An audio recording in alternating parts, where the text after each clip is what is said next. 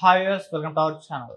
15 సంవత్సరాలు చంద్రబాబు నాయుడు గారే సీఎంగా ఉండాలని చెప్పేసి పవన్ కళ్యాణ్ గారు నిన్నటి సభలో కోరుకోవడం, ఇప్పుడు అంటే జనసేన కార్యకర్తలు కాస్త అసంతృప్తి రగిలింది అని చెప్పేసి కొన్ని వార్తలైతే ప్రచారంలో ఉన్నాయి. అంటే మరి ఆయన వ్యాఖ్యలను ఏ విధంగా చూడొచ్చు, మరి నిజంగా జనసేన కార్యకర్తలు అసంతృప్తి వచ్చిందా లేదా? సో ఇప్పుడు ఇదే అంశం మీద డిస్కస్ చేయడానికి జనసేన అధికార ప్రతినిధి వివేక్ గారు మనతో పాటు ఉన్నారు. వారితో డిస్కస్ చేసి తెలుసుకునే ప్రయత్నం అయితే చేద్దాం.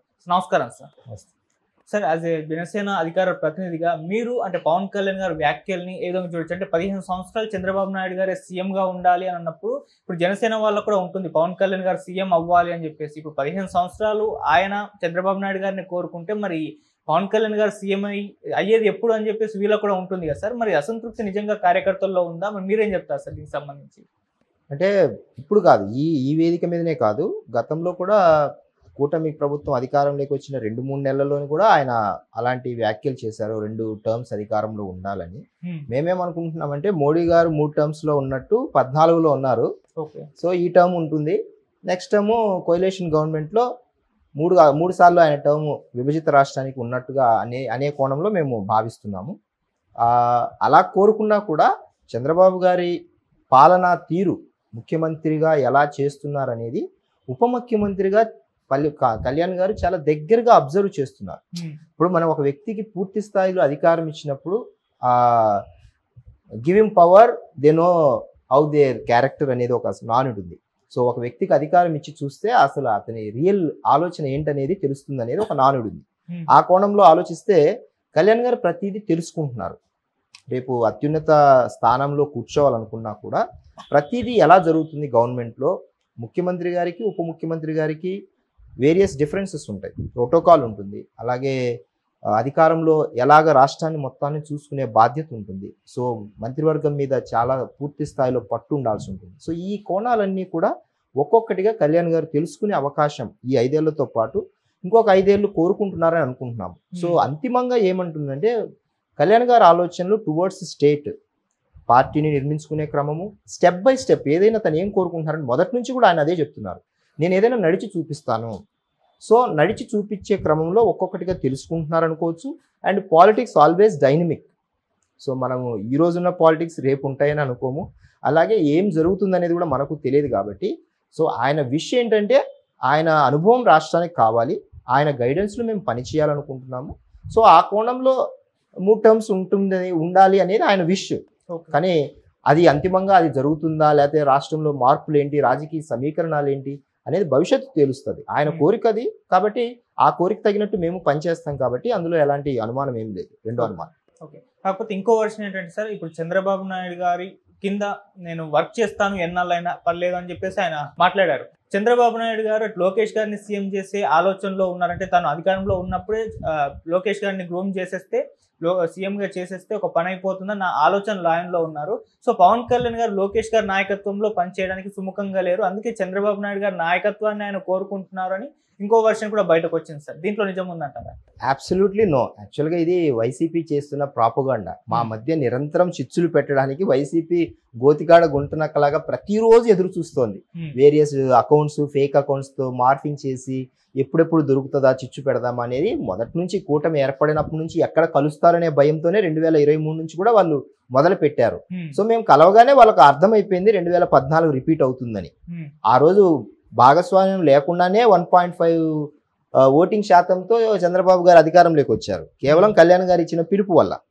ఈసారి డైరెక్ట్గా భాగస్వామ్యంగా ఏర్పడుతున్నప్పుడు అఖండ విజయం వస్తుందనేది వాళ్ళకి తెలుసు, కానీ ఇంత ఘోరంగా ఓడిపోతారని తెలియదు.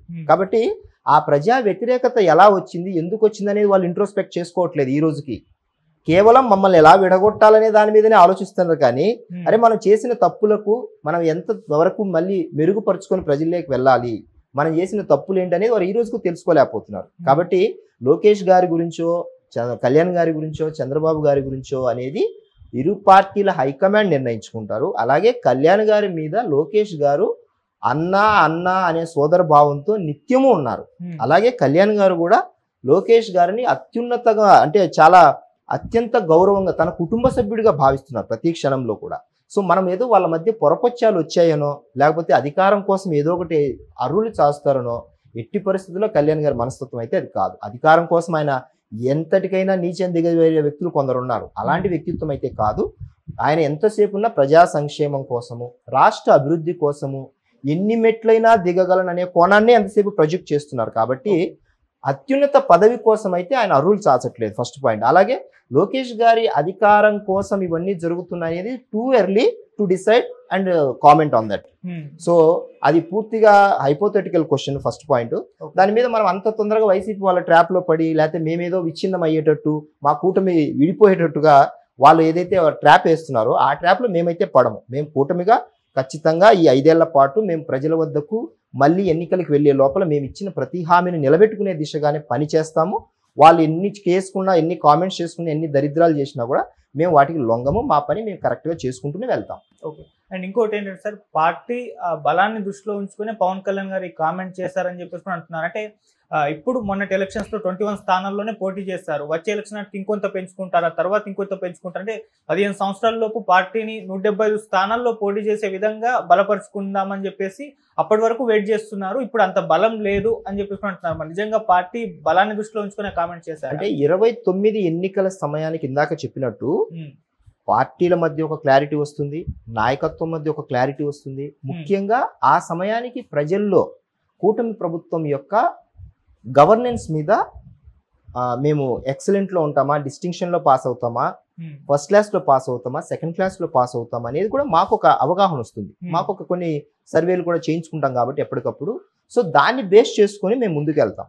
ఏదైనా అంతిమంగా ప్రజలు నిర్ణయించాల్సిన విషయం కాబట్టి మేము ఎంతసేపు ఉన్నా అసలు ఎన్నికల విషయం గురించి, లేకపోతే ఎవరు ముఖ్యమంత్రి అనే దాని గురించి వెరీ టూ ఎర్లీ. బికాజ్ 9 monthsలోనే మనం ఈ రాజకీయాలకు సంబంధించినది మా కళ్యాణ్ గారు కూడా ఎప్పుడు అంటూ ఉంటారు, ఇప్పుడు దగ్గరలో ఎన్నికలు ఏమీ లేవు అంటే. ఆయన సంవత్సరాల మధ్యలో ఉన్నప్పుడు కూడా కేవలం పనితీరు ఆధారంగా ప్రజలకు మంచి మేలు చేయాలనే ఉద్దేశంతోనే ఎప్పుడు మాట్లాడారు తప్ప ఇది నేను ఎన్నికల కోసం చేస్తున్నది కాను అని వెరీ బిగినింగ్ లో కూడా చెప్పడం జరిగింది. 19 ఎన్నికల్లో కౌలు రైతులకు సహాయం చేసేటప్పుడు కావచ్చు, లేకపోతే భవన నిర్మాణ కార్మికులు సహాయం చేసే విషయంలో కావచ్చు, ఎన్నో సంక్షేమ కార్యక్రమాలకు తను ఓన్గా చేసిన సహాయం గురించి కూడా ఇది నేను ఎన్నికల కోసం చేస్తున్నది కాదు, ఎన్నికలు చాలా దూరం ఉన్నాయి, నేను ఇప్పుడు చేయాల్సిన అవసరం ఏముంటుంది. సో రాజకీయాలు అనేది ఓన్లీ ఎన్నికల సమయంలోనే మాట్లాడాలి.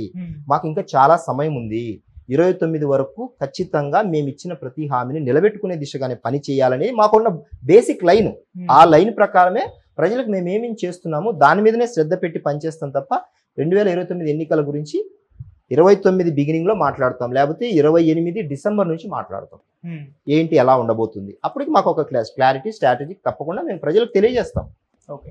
అండ్ పొత్తులో లేకుంటే గెలవలేమేమో అన్న భావం పవన్ కళ్యాణ్ గారిలో ఉంది. అందుకే టీడీపీతో సాధ్యమైనంత తొందరగా, అంటే పొత్తులో ఉండి మన పార్టీని బలోపేతం చేసి మన పార్టీ బలం చేకూరాక తర్వాత విడిపోయే ప్రయత్నం చేద్దాం, అప్పటి వరకు 8 సంవత్సరాలు టైం పడుతుందేమో అన్న అపోహతో కూడా ఈ కామెంట్స్ చేశారని వార్తలు వినిపిస్తున్నాయి. మీరేం చెప్తారండి? బలాల గురించి మాట్లాడాల్సి వస్తే ఎప్పుడైనా సరే రాజకీయాల్లో ఏ రోజుకు ఆ రోజు బలం పెరుగుతుందే తప్ప ఏది ప్రజల్లో ఉన్నంత వరకు, ప్రజా సమస్యలు అడ్రస్ చేసినంత కాలం కూడా ఖచ్చితంగా ప్రతి రాజకీయ పార్టీకి, ప్రతి నాయకుడికి కూడా రాజకీయ భవిష్యత్తు బాగుగా ఉంటుంది, పెరుగుతూనే ఉంటుంది, ప్లస్ లోనే ఉంటుంది.